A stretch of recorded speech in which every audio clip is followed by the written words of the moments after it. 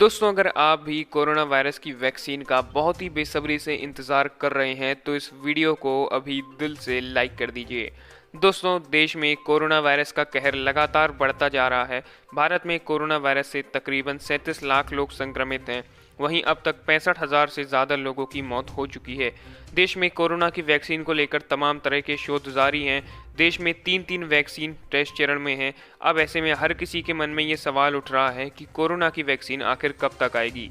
इसी बीच दोस्तों, भारत में बन रही कोरोना की वैक्सीन कोवैक्सीन को लेकर एक बहुत ही अच्छी खबर सामने आई है, जिसे सुनकर आप भी बहुत खुश होंगे।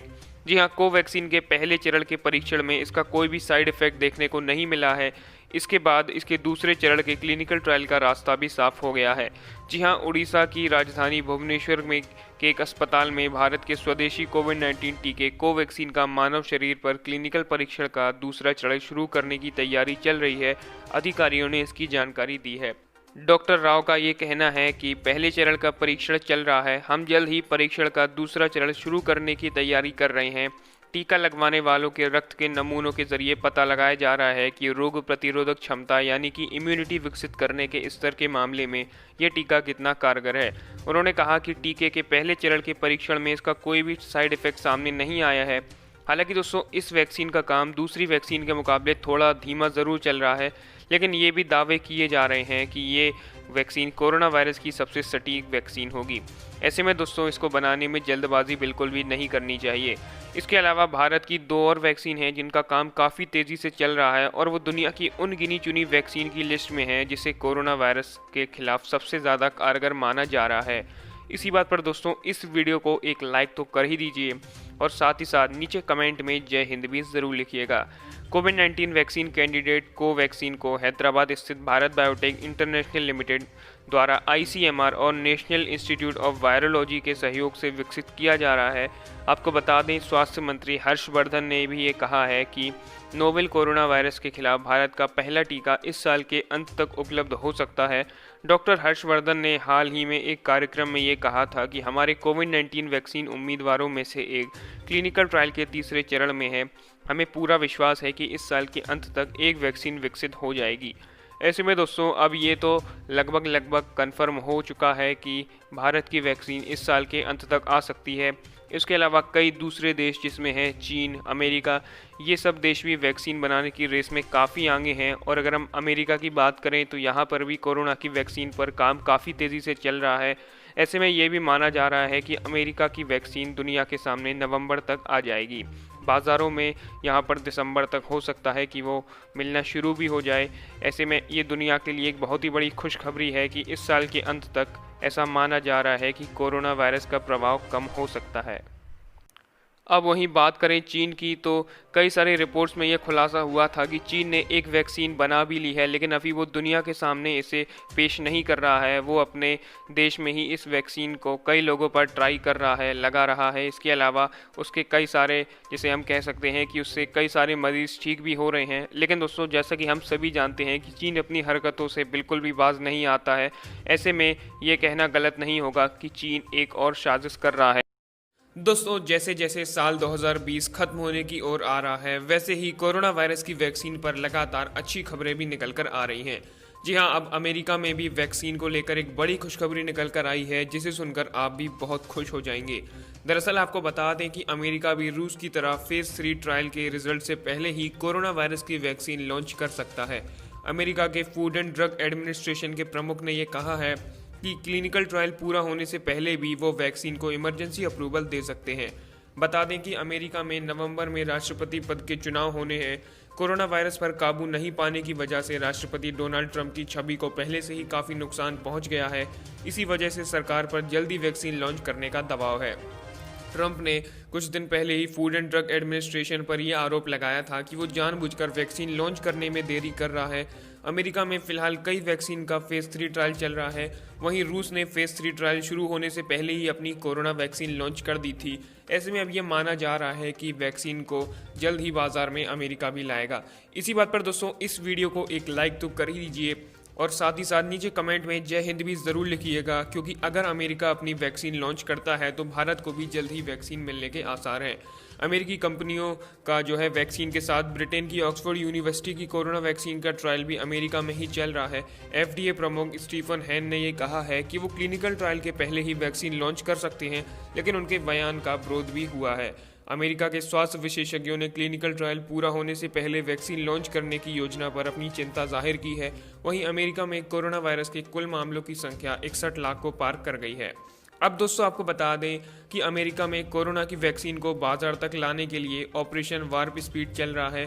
इसके तहत 6 फार्मास्यूटिकल कंपनीज को रुपए दिए गए हैं। इनमें से 2 कंपनी मॉडर्ना और फाइजर हैं, जिनके वैक्सीन फेज 3 ट्रायल पर हैं। दोनों कंपनी 30,000 वॉलंटियर्स को वैक्सीन की डोज दे रही हैं। मॉडर्ना 28 दिन के बाद तो वहीं फाइजर 21 दिन के बाद दूसरी डोज देगी। एस्ट्राजेनेका इस महीने फेज 3 ट्रायल को शुरू कर सकती है। इसके फेज 1 और फेज 2 ट्रायल के दौरान 2 डोज 28 दिनों के दौरान दी गई थी। इसके अलावा नोवावैक्स भी एक वैक्सीन है और उसका भी फेज 3 ट्रायल को शुरू करना है, लेकिन इससे पहले ट्रायल्स में वॉलंटियर्स को वैक्सीन की 2 डोज दी गई थी। इसके अलावा दोस्तों एक और वैक्सीन है जो कि जॉनसन एंड जॉनसन्स है, तो उसमें फेज 3 ट्रायल के कुछ लोगों को डोज दिया जाएगा और वहीं कुछ को वैक्सीन की भी डोज दी जाएंगी। दूसरी तरफ एक और वैक्सीन की बात सामने निकल कर आई है, लेकिन अभी तक उसका नाम का खुलासा नहीं हुआ है। वहीं दोस्तों अमेरिका के वैज्ञानिकों ने यह भी कहा है कि वैक्सीन के तैयार होने पर केवल 1 डोज में ही काम नहीं चलने वाला है। वैज्ञानिकों का कहना है कि लोगों को 2 डोज की ज़रूरत पड़ सकती है और यही सबसे बड़ी चुनौती भी है। वर्तमान समय में दुनिया भर में टेस्टिंग किट, पीपी किट और दूसरी ज़रूरी चीज़ों की कमी है। ऊपर से 2 बार वैक्सीनेशन का प्रोग्राम चलना दुनिया भर के देशों के सामने एक बड़ी चुनौती बनकर उभरेगा।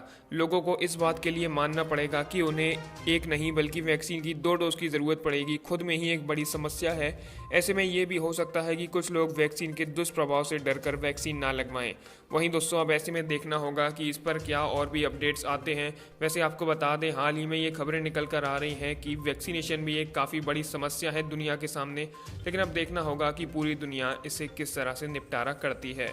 दोस्तों जैसे जैसे कोविड-19 के टीके का परीक्षण तेज़ गति से आगे बढ़ रहा है, भारतीय बाजार में 2021 की शुरुआत में एक सफल वैक्सीन उपलब्ध हो जाने की उम्मीद भी बढ़ रही है।